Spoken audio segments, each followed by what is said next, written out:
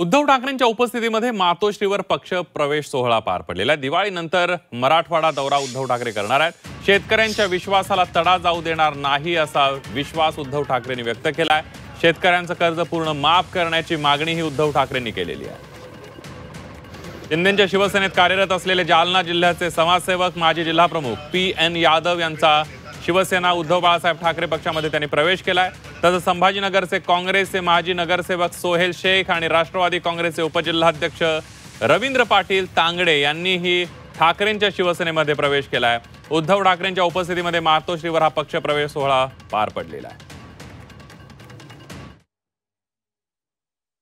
तोपर्यंत कर्जमुक्ती होत नाही तोपर्यंत या सरकारला आपण काही सोडायचं आणि तुम्हाला कल्पना आहे तुमच्या सगळ्यांच्या ताकदीनं मी सरकारला सांगितलं होतं, कारण सरकारची अशी फसवाफसवी दिवाळीच्या करून गेलेल्या जमिनीला 3-3.5 लाख रुपये पर हेक्टर तरी जाहीर जरूर केले। मी म्हटलं होतं की तुम्ही 3-3.5 लाख पाहिजे दिवाळीनंतर द्या, पण पहिले त्यातले 1 लाख हा दिवाळीपूर्वी माझ्या शेतकऱ्याच्या खात्यामध्ये टाका।